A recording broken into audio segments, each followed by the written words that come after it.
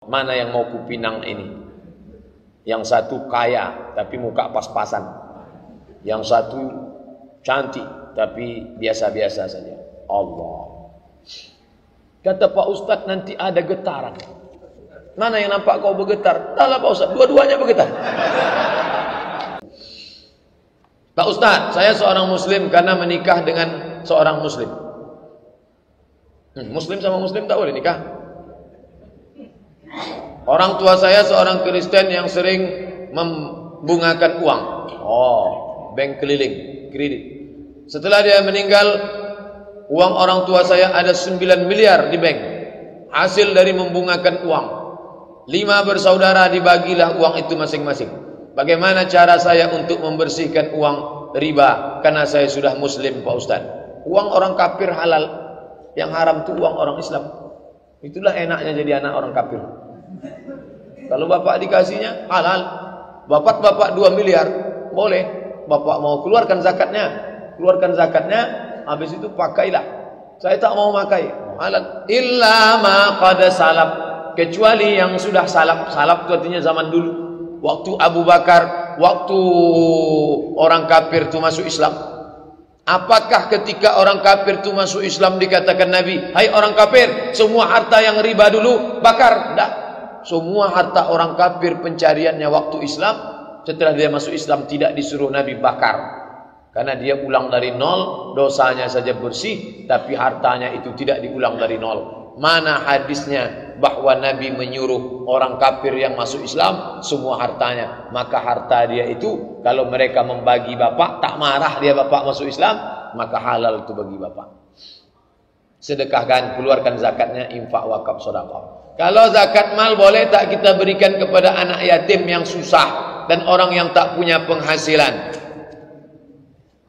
Innamas sadaqatu lil fuqara, fakir, wal masakin, miskin, wal amilina 'alaiha, amil, wal muallafati qulubuhum, orang masuk Islam, wa fir riqab, budak hamba sahaya mau merdeka, wal gharimin, orang yang terlilit utang, wa fi sabilillah, untuk perang, wa benis sabil, untuk orang putus belanja. Ada anak umur 5 tahun, 10 tahun sekolah, bapaknya meninggal, susah, kita kasih dia, bukan karena yatimnya, karena susahnya. Kalau dia tak ada income sama sekali, fakir, ada income, dia jual koran, kerja di dosmir, cuci mobil, ngamen, maka dia miskin. Ada income tapi tak mencukupi kebutuhan, maka dia masuk dalam asnaf fakir, miskin. Kasihlah. Bagaimana hukumnya merayakan ulang tahun pakai lilin seperti orang-orang barat? Man tashabbaha biqaumin, siapa yang ikut-ikut tradisi suatu kaum, fahuwa minhum, maka dia bagian dari tradisi kaum tersebut. Ustadz pandai ceramah, memangnya Ustadz tak pernah tiup lilin? Pernah. Saya pernah tiup lilin waktu mati lampu. Saya hidupkan lilin, habis itu saya tiup. Tapi saya tak meminta. Yang haram itu dimintakanlah doa untuk setahun akan datang. Tiup nak, kata maknya, tiupnya. Kau minta apa? Laptop. Bulan depan maknya ulang tahun. Tiup ma, kata suaminya. Mama minta apa? Tas kulit. Bulan depan suaminya pula ulang tahun. Tiup pa. Papa minta apa? Bini. Baru tahu. Man tashabbaha biqaumin, siapa yang ikut-ikut tradisi suatu kaum, fahuwa minhum, maka dia bagian dari kaum itu. Bagaimana di akhirat nanti? Wa husyira yaumal qiyamati ma'ahum, nanti di akhirat dia akan dibangkitkan bersama kaum tersebut. Yang menyembah api itu siapa? Majusi, Cina, Konghucu, menyembah api. Maka nanti di akhirat jangan heran dia dibangkitkan bersama Jet Li, Jackie Chan, Chow Yun Fat dan macam-macam. Jangan ajak anak-anak kita. Anak Ustadz, anak saya, anak adik saya tak boleh. Anak orang lain yang saya bisa ceramahi saya kasih tahu. Anak saya, anak adik saya, anak keponakan saya tak boleh tiup-tiup lilin. Saya tanggung jawab di hadapan Allah SWT. Maka keponakan saya udah sekian tahun tak boleh. Jangan, tak boleh tiup-tiup lilin. Di beberapa tempat ada yang menganggap bahwa ada hari-hari, bulan-bulan yang tak Yang tak baik bahkan dilarang melakukan acara pernikahan. Misalnya bulan Zulqa'dah. Semua bulan baik, semua hari baik, nikahlah.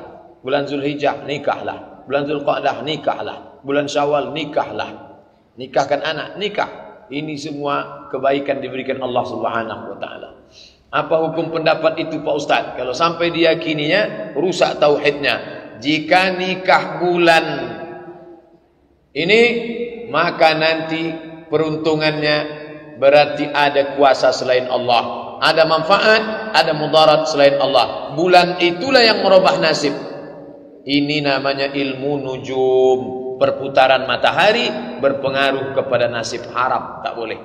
Bolehkah menghadiri undangan pernikahan non muslim? Acaranya di mana? Acaranya di Hotel Pangeran. 2 tempat, untuk makanan muslim, untuk makanan non muslim. Saya kemana nih bawa piring? Sana Pak, Bapak muslim ya sana. Datang Bapak tuh jamaah An-Nur, singgah dia sini. Ini untuk non muslim Pak, saya mau ngetes kuahnya aja sedikit. Tak boleh. Kalau acaranya dibuat di sini, tak boleh. Di Hotel Pangeran, di Hotel Arya Duta, di hotel mewah boleh. Di rumah dibuatnya 2 kemah, kemah muslim, kemah non muslim, boleh. Acara misanya jangan datang. Datang, selamat, pulang. Tapi kalau dibuat acaranya di sini, jangan. Boleh. Kenapa? Menimbulkan fitnah, syubhat. Tiba-tiba Ustadz Abdul Somad lewat, saya tengok mobil Bapak parkir di situ. Bapak ini kadang-kadang di An-Nur, kadang-kadang di sini pula dia nih. Ustaz, saya sering baca Quran, artinya janganlah kalian menjual ayat-ayat kami dengan harga murah. La tashtaru bi ayatina bi ayatillahi samanan qalila. Jangan kamu jual ayat-ayat Allah dengan harga yang murah. Ayat ini ditujukan kepada siapa? Orang Yahudi yang menulis Alkitab. Alkitab tak boleh ditulis sembarangan, maka ditulis oleh pendeta-pendeta. Maka mereka itu disebut dengan namanya pendeta Al-Qiddis, Holy Man, orang suci. Setelah ditulisnya, dijualnya ini dengan dunia. Dijual. Surat pengampunan dosa. Kamu berdosa? Ya, nih. Ada namanya kursi pengampunan, ditutup pakai kelambu. Ngakulah. Saya pendeta sudah sekian dosa. Ya. Bagaimana nih? Keluarkan surat. Nah, Tuhan sudah mengampuni. Bayar berapa? Bisa diskon? Bisa. Inilah yang tak disetujui Martin. Datang orang Jerman namanya Martin Luther. Kata Martin Luther, masa dosa bisa diampuni pakai surat dibeli? Akhirnya Martin protes. Martin dari Jerman protes. Maka si Martin itu digelar orang Protestan. Martin aja tak setuju, apalagi kita. Nah, itulah ceritanya. Rupanya ini mengikut kepada orang Islam. Siapa orang Islam yang menjual-jual ayat untuk kekuasaan? Tolong Ustaz carikan dulu ayat yang kira-kira menghalalkan kerja saya nih. Oke Pak, wani piro. Nanti saya carikan dalilnya. Assalamualaikum. Waalaikumsalam. Ini Ustaz Abdul Somad. Ya, kami mau buat baleho Pak Ustaz.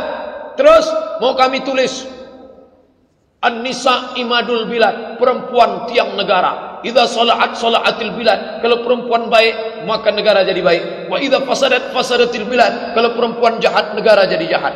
Hadis riwayat. Kami bingung nih riwayat siapa Pak Ustaz? Itu bukan hadis. Allah tolonglah Pak Ustaz. Ini penting untuk calon anggota legislatif kita. Itu bukan hadis. Tapi ada ustaz yang mengatakan hadis. Cantik dia. Itu bukan hadis. Sampai mati kalian cari di kitab tak akan ada. Itu bukan hadis. Itu tak siapa yang buat-buat. Kalau saya mau jahat, itu ada tuh dalam kitab sunnah. Kalian bayar aja sama saya agak 10 juta. Nanti saya carikan insyaAllah. Itulah yang menjual-jual ayat Allah Subhanahu wa ta'ala. Jangan kau jual dengan harga yang murah. Seberapapun harga di dunia ini murah. Kenapa? Karena di akhirat akan ada balasan. Khairum minad dunya wa ma fiha, lebih baik daripada dunia dan isinya. Apakah dibolehkan kita bermain trading saham? Apapun nama transaksinya, sampai akhir zaman nanti terus mengalami perkembangan pesat. Maka kalau selamat dari 3 halal, tidak ada ghish, tipu, tidak ada zulm, aniaya, tidak ada gharar, gambling, ketidakpastian, halal. Kalau ada ghish, ada zulm, ada gharar, haram. Pikirkan sendiri, renungkan sendiri, ada tak yang tiga itu? Kalau ada, haram. Mustikah tiga-tiganya? Tidak, ada saja satu. Gharar, gambling, ketidakpastian, ghish, tipu, zulm, aniaya, haram. Anak saya sudah meninggal dunia, innalillah. Ayah saya sudah meninggal dunia, innalillah wa inna ilaihi. Ibu saya masih sehat, alhamdulillah. Punya tanah, dapat dari warisan orang tuanya. Ibu saya masih sehat, punya tanah, dapat dari warisan orang tuanya. Tanah tersebut kemudian dibangun ayah saya rumah. Paham? Tanah punya ibu, rumah punya ayah. Apakah tanah dan bangunan tersebut menjadi warisan buat kami sebagai anak-anaknya?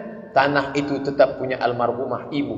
Karena orang menikah hartanya tidak otomatis berpindah. Jangan katakan ketika kita nikah sama istri kita, lalu kita katakan, Adinda, sejak hari ini kau adalah istriku dan aku adalah atasanmu, maka semua hartamu yang kau dapat dari bapakmu, datukmu, moyangmu itu semua sudah punya aku. Ajarkan anak-anak perempuan kita, kalau kau nikah nak, hartamu tidak jadi harta suamimu, harta masing-masing. Oleh sebab itu tanah itu punya ibu yang masih hidup. Rumahnya, nah itu terserahlah bagaimana. Mana bisa kami jual rumah tak? Musyawarah, jangan berkelahi. Wa amruhum syura bainahum. Duduk bersama, duduk. Saya diundang. Ustadz datang ke rumah kami, insya Allah datang. Saya sangka undangan kenduri makan-makan, rupanya dua kelompok mau berkelahi masalah harta warisan. Terus siap mau menerkam. Mereka cuma ngundang wasit aja di situ.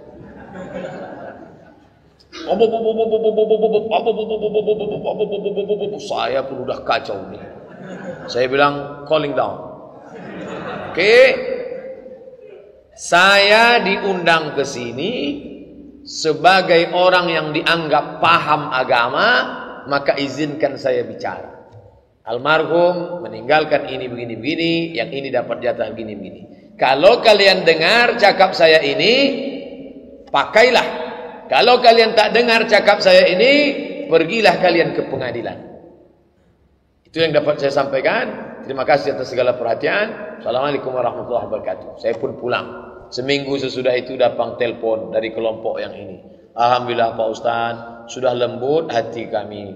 Datang pula kelompok ini. Sudah lembut hati. Alhamdulillah. Kalau tak mau, pergi ke pengadilan. Selesaikan. Menang jadi arang, mati kalah jadi abu. Nah, ini agama ini menyelesaikan. Musyawarah. Jangan selesaikan dengan kepala panas. Ustaz, bagaimana hukum masjid yang terdapat kuburan di bagian depan mihrabnya? Seperti Masjid Ar-Rahman. Apakah sah solat di sana Pak Ustaz? Sah. Ada Ustaz mengatakan tak sah. Kalau tak sah, maka tak ada yang sah solat Bapak Ibu di Masjid Nabawi. Karena di situ ada makam Nabi. Itu kan Nabi Pak Ustaz. Kalau Nabi tak apa-apa. Di samping Nabi ada Abu Bakar. Di samping Abu Bakar ada Umar. Tapi kata Ustaz kami tak sah. Dicampur aduknya. Jangan campur adukkan antara tiga. Yang pertama, solat di masjid yang di sekelilingnya ada kubur. Dua, solat menghadap kubur. Tiga, menjadikan kubur sebagai masjid. Wah. Yang dimaksud Nabi itu mana? Jangan campur aduk antara tiga. Yang dimaksud Nabi, la'anallahu al-yahud wan nasara. Allah melaknat orang Yahudi dan Nasrani. Kenapa Allah melaknat? Ittakhadhu qubur anbiya'ihim masajid, karena mereka merubah makam-makam orang soleh dijadikan sebagai masjid. Ini makam, diratakan makam itu, dibuat masjid di atas. Itu yang tak boleh. Untuk ngalap barokah. Sampean Arab nanti, Arab ngalap barokah. Maka kubur, ini kubur Abdul Somad, diratakan dengan ekskavator, dibangun masjid di atas, Masjid As-Somad. Siapa yang sholat di atas, itu yang dilaknat Allah itu. Adapun sholat yang ada masjid di sampingnya kubur, ada kubur, maka tidak menjadi masalah. Sudah saya bahas dalam 37 masalah populer tentang masalah sholat di masjid yang ada kubur. Saya punya utang 150 juta. Saya mau jual saja rumah kontrakan, dapatlah agak 500. Saya punya kemauan untuk mengumrohkan adik dan abang saya yang hidupnya hanya pas-pasan. Kalau rumah itu laku, tangan kanan tak boleh tahu kalau kita memberi tangan kiri. Bagaimana halnya kalau saya diam-diam saja, tak perlu tahu istri dan anak-anak? Jamaah udah tahu.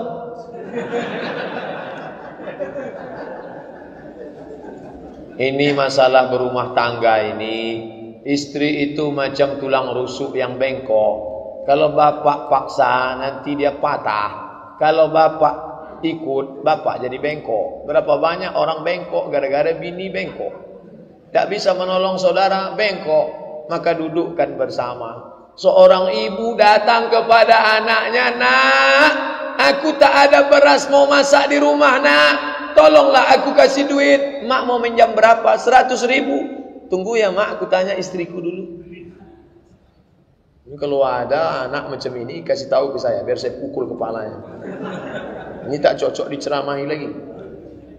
Emaknya yang mengandung dia 9 bulan 10 hari, meregang nyawa mak tu melahirkan dia. Mau ditanyanya pula bininya dulu yang jumpa dia setelah umur 25 tahun. Entah anak siapa dia, entah dia anak siapa. Hanya diikatkan dengan akad aku terima nikah dengan mahar sebetul cincin emas tunai. Oh, ini orang tak mengerti. Ustaz ini marah karena ini atau marah karena belum sarapan pagi? Jadi anak perempuan ibu kasih tahu dia, "Anakku, kau nanti jadi istri orang, kau ikut dia, tapi dia itu ikut maknya. Kalau sesuai dengan tuntunan syariat Islam.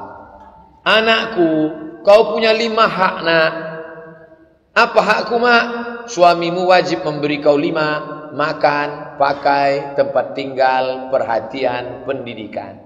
Makan, pakai, tempat tinggal, pendidikan, perhatian. Masalah dia mau membelanjai orang tuanya, hasil dari usaha dia, itu bakti dia, nak. Tak usah kau urus-urus." Itu disampaikan ke anak perempuan kita. Anak laki-laki kita juga didudukkan. Kau jangan diam-diam, kau mesti bicara. Ada namanya akhlak. Ini tak bisa disampaikan pada nasihat pernikahan. Petantun, petatah, petiti, pantun, petatah, petintih dari jam 7 Ustaz Somad itu datang sampai jam 9. Akhirnya barulah masuk. Jumpa itu ini segala macam kata sambutan habis. Sungkem itu ini menangis-nangis, meraung-raung, meratap, habis jam 11. Berikut ini marilah kita dengarkan nasihat pernikahan dari Al-Mukarram Ustaz Abdul Somad LC. Tak cukup, bukan begitu menasihati anak. Dudukkan dia 1 hari, panggil Ustaz Mustafa Umar. "Ustaz, anak saya ini mau menikah 3 hari lagi. Tolong Ustaz nasihati dia." Begitu nasihat. Dudukkan dia. Itu nasihat pernikahan itu seremonial belaka. Hanya mencukupkan penderitaan saja. Orang dari tadi menunggu makan, datanglah Ustaz Abdul Somad ceramah. Apa kata orang? Inilah pelengkap penderitaan kamu. Tuh. Bukan begitu menasihati nikah.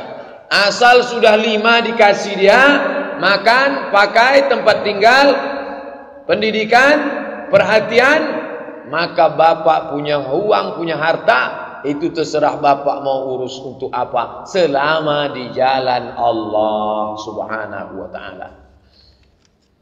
Istri saya meninggal tahun 83. Anak-anak masih kecil, maka pembagian warisan untuk anak-anak belum saya lakukan saat itu. Sampai sekarang tanah sekitar 500 meter persegi. Anak-anak saya sudah sukses semuanya. Saya ada keinginan membangun TK Islam di tanah tersebut. Menurut Ustaz, apakah saya wajib membicarakan lebih dahulu dengan anak-anak yang merupakan hak miliknya? Ya. Bapak duduk, kumpulkan anak-anak. Anak-anakku, dulu almarhumah emak kalian meninggalkan tanah 500 meter persegi. Sekarang tanah itu ada. Aku amanah, tak kujual untuk kawin lagi. Begitulah aku amanah menjaga harta emak kalian. Kalian kujaga, harta itu pun kujaga. Ini perlu dibangkit supaya jangan mereka nanti macam-macam. Sekarang di hari tuaku, aku ingin almarhumah dapat pahala yang baik. Kalau kalian setuju, mau kubuatkan di situ TK Islam, atas nama almarhumah mak kalian, insya Allah pahalanya akan mengalir, itu jadi amal jariah kalian. Setuju? Caranya diundang dia, cerita dulu karena mereka sudah mapan. Kata mereka, setuju Pak. Anak-anaknya setuju, bininya pula tak setuju. Ini yang jadi masalah nih. Anak-anak tuh bininya jangan diundang dulu. Ini karena banyak bini ini tak tentu arah. Tulang rusuk bengkok semua ini. Kalau yang mengaji ini tak bengkok, baik-baik. Ini yang tak mengaji. Kalau bapak bangun otomatis itu tak bisa, ada hak orang lain di dalam. Tapi kalau mereka izin, berapa jatah mereka? Bapak dari tanah itu, jatah bapak di dalam tanah itu adalah 1/4. 1/4 itu punya bapak. Ternyata mereka, kata mereka, Pak, kami tak sanggup itu ini. Maka bapak bangun yang 1/4 itu saja, sisanya bagikanlah kepada mereka. Merekalah pemiliknya itu. Begitu cerita. Saya umur sudah 18 tahun. Suka juga mengikuti kegiatan keagamaan. Saya suruh anak agar dia ikut di saya. Oh, maksudnya 81 tahun. Karena 18 tahun punya anak tak mungkin. Saya suruh anak agar ikuti saja, baik jamaah tabligh, jamaah salafi, pokoknya tak menyalahi syariat. Saya bilang kajian-kajian agama manapun bagus, ikuti, mana-mana bagus. Bagaimana pemikiran saya nih Pak Ustadz? Bagus, tak ada salah. Cuman kalau satu tabligh, satu salafi berkelahi juga nanti dia nih. Banyak sudah contoh kasus. Tapi insya Allah karena bapak masih hidup, mereka segan berkelahi.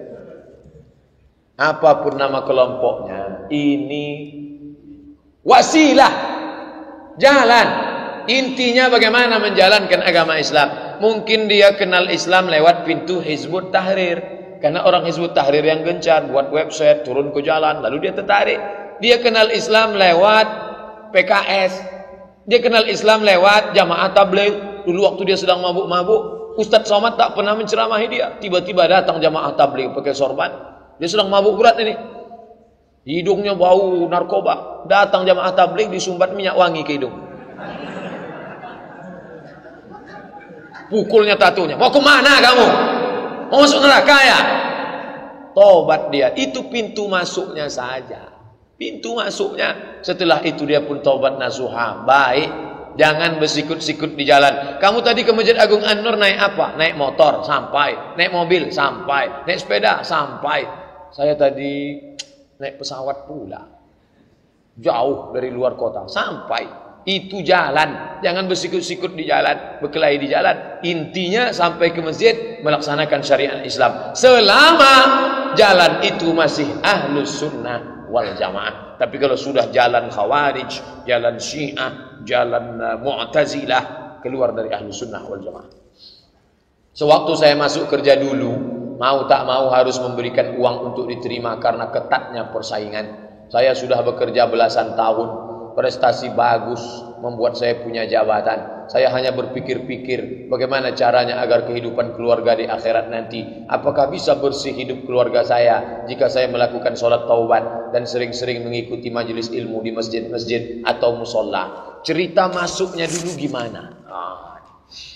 Misalnya penerimaan CPNS yang mau diterima ini syaratnya IP-nya harus 3,7 dan harus sarjana teknik sipil. Tiba-tiba masuk IP 3,5 dan bukan teknik sipil. Bisa lulus karena menyogok 100 juta. Ini haram. Tak ada tawar-menawar. Haram, haram, haram.